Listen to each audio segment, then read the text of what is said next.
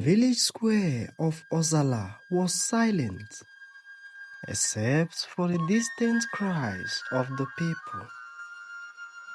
Smoke rose from the burnt-out huts near the edges of the kingdom.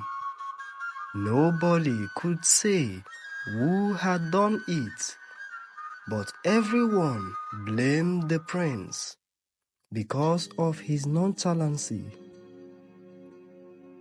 Back in the day, Prince Odinaka, son of Igwe Eze Udochukwu, was nowhere to be found, while the council of elders gathered in the palace, arguing about the kingdom's future.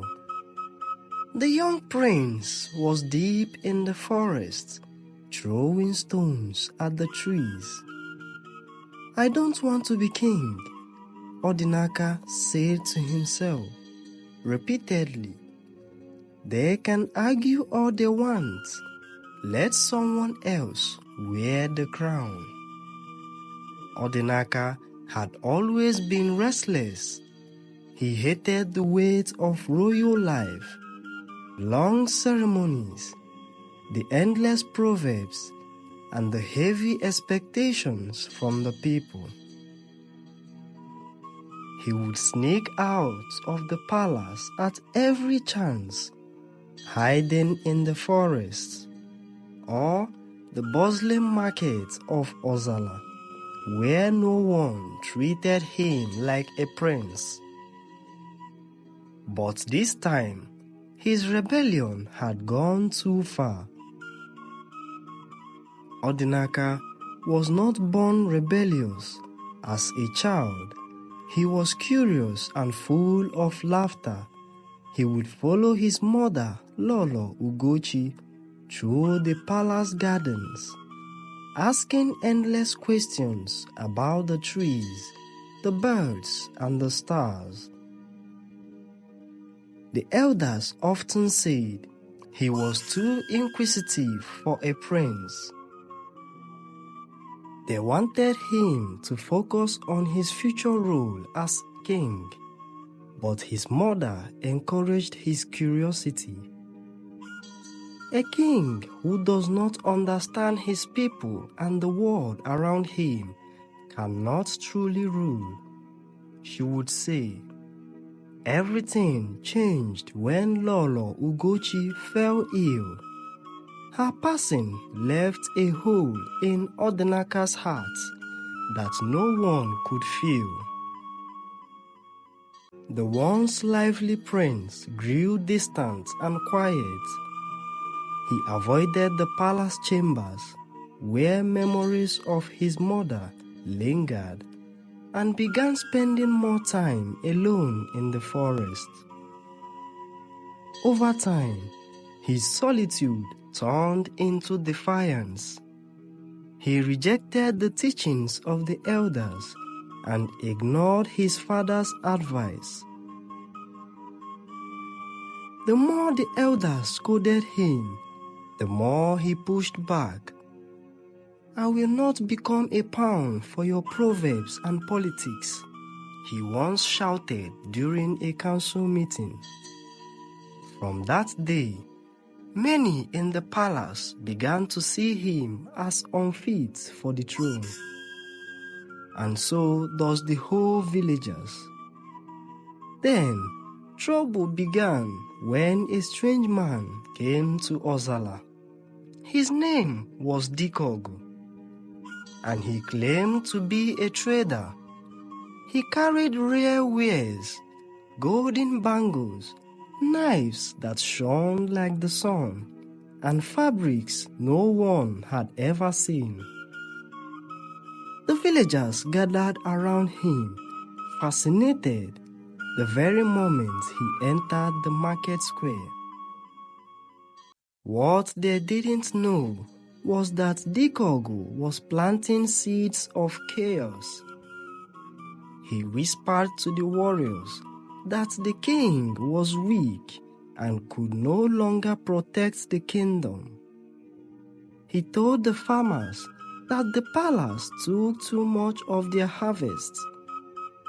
he spread lies among the elders, saying Igwe Eze favored some clans over others. Slowly, the kingdom grew divided. Odinaka, wandering the forest one evening, stumbled upon Dikeogu, speaking to a group of men near the river bank. The prince hid behind a tree and listened. "The king will fall," Dikeogu said, his voice cold and sharp. "And when he does, we will take everything. But we need one final push. The prince must also be found and dealt with. That alone can bring forth a true legitimacy of our claim to the throne." Dikeogu said. Odinaka's heart raced. He didn't understand why, but he felt a deep shame. His father's kingdom and his life was in danger, and he had done nothing but run away. Back in Ozala, the villagers were on edge. Fights broke out in the marketplace over the smallest disagreements. Some families stopped speaking to each other, each blaming the other for the kingdom's troubles. The elders tried to calm the people, but their words held little weight. Even the warriors, once united, began to form factions. Odinaka watched from the shadows, guilt gnawing at him. He had always thought the kingdom's problems were not his to solve. But now he realized that his absence had made things worse. Still, he hesitated. How could he, a prince who had rejected his duties, convince the people to trust him?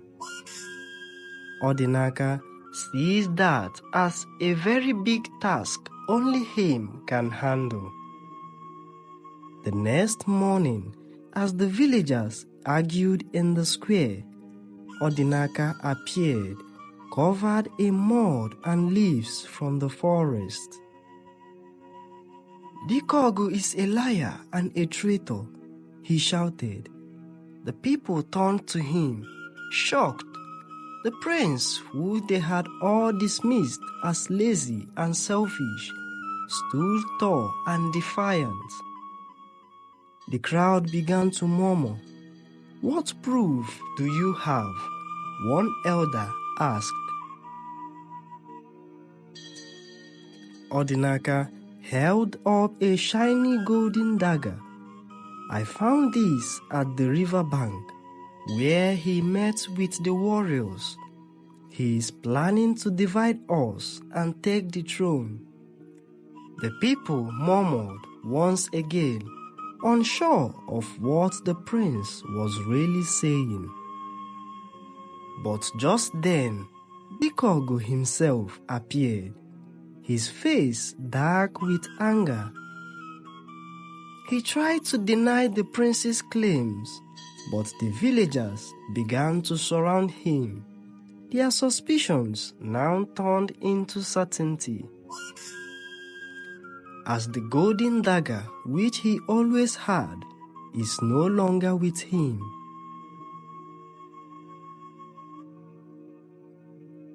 "You have listened to his lies for too long," Odinaka said, his voice firm.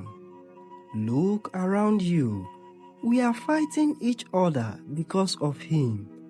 We must stand together or we will lose everything." Dikeogu, realizing he was cornered, pulled out a hidden knife and lunged at Odinaka. The prince dodged just in time, grabbing a stick from the ground to defend himself. The villagers watched in stunned silence as the two men clashed.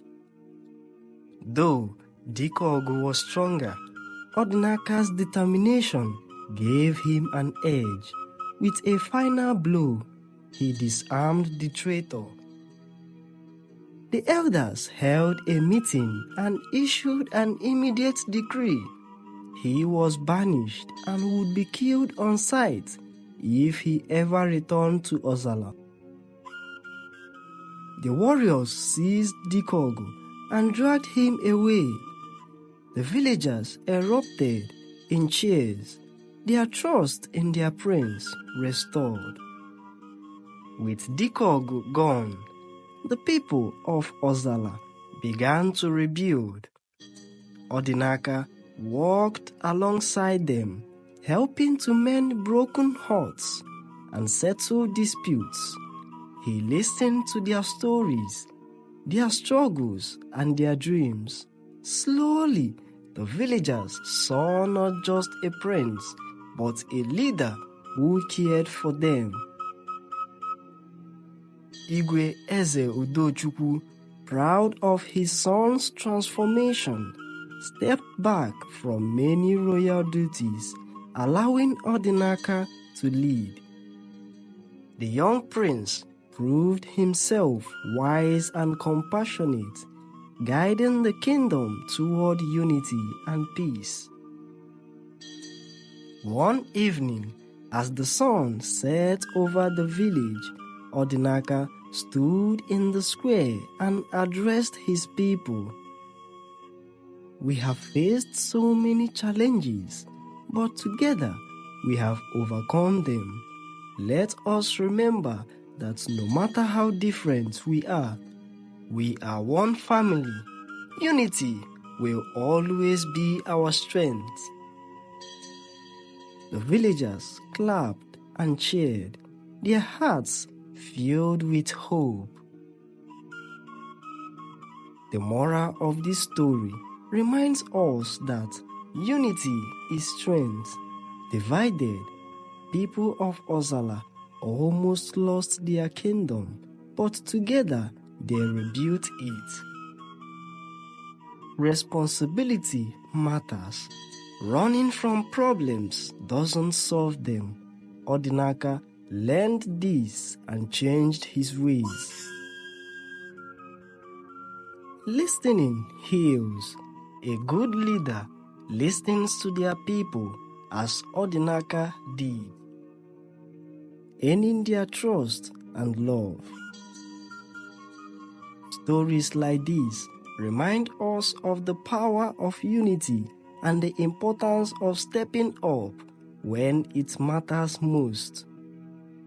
They say the people of Ozala never forgot that day, and they never doubted their prince again. If you found this tale inspiring, let it inspire someone else too. Share it with those who love a good story, and let's keep the spirit of storytelling alive. Goodbye for now.